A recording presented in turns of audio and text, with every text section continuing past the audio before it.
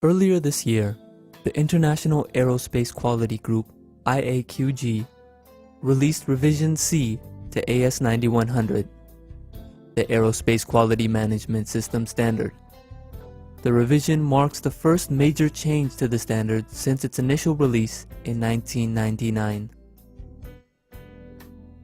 AS9100 is based entirely on ISO 9001-2008, and it additionally tacks onto the aerospace industry requirements. These requirements were placed to ensure safety, reliability, and the quality of aerospace products. Based on the stakeholder input and the IAQG charter, the rewrite team has some key objectives. Incorporate ISO 9001-2008's requirement.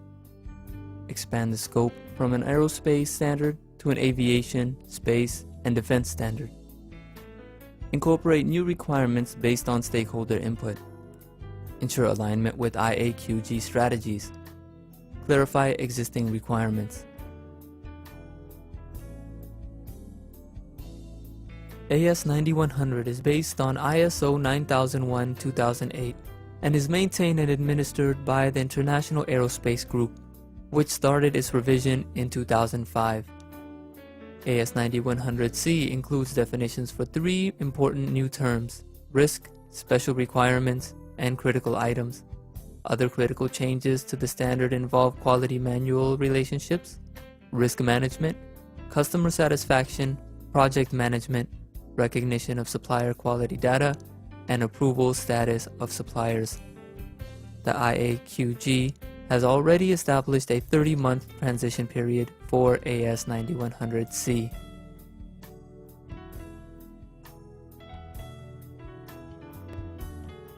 The International Aerospace Quality Group, IAQG, has proposed a 30-month transition timeline for existing certified organizations that went into effect on January 1, 2010.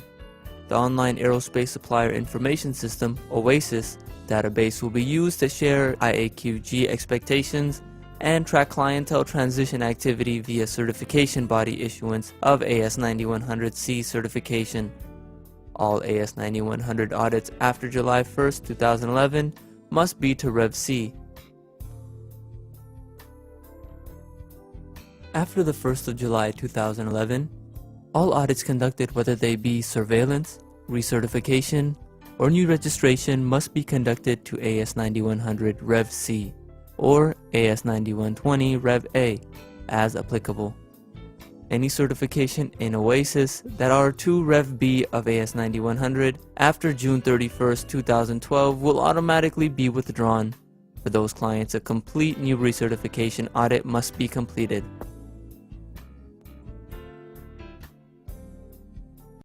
All aerospace certifications will expire, regardless of certification expiry date, if clients have not transitioned to AS9100C or AS9120A by July 1, 2012.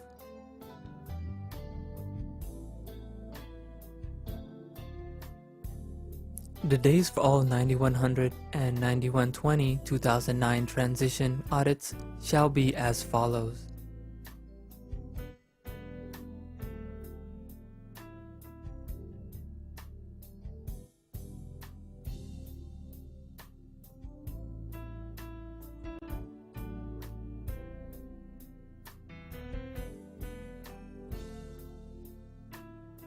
For multiple site organizations, the transition during the existing audit cycle will vary.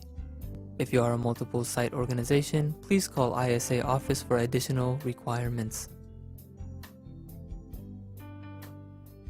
Organizations seeking certification to the 9100 or 9120-2009 AQMS standards must formally declare to ISA conformance to 9100 or 9120 prior to ISA conducting the transition audits.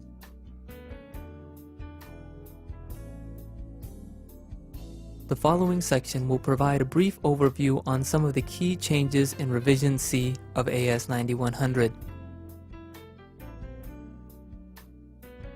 This change deleted the previous requirement to create a document showing the relationship between AS9100's requirement and the organization's documented procedures. The stakeholder input was that this requirement had no effect on product quality and was viewed as prescriptive. A new requirement requires on-time delivery, that product quality be measured, and that appropriate actions taken when customer objectives are not met. The evaluation of customer satisfaction shall include monitoring of product conformity, delivery performance, complaints, and corrective action requests. This requirement will establish a clear relationship between the QMS and organizational performance. A new requirement for planning and managing product realization in a structured and controlled way. Most aerospace products are complex and involve multi-tier partner and suppliers. Organizations will have a process to manage product realization to ensure quality and that schedules are not compromised.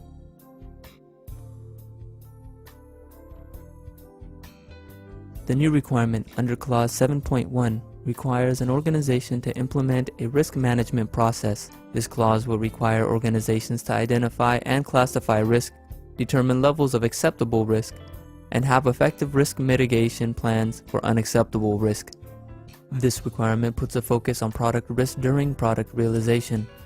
This is vital as new technologies in aircraft, space vehicles, defense systems, and materials are introduced.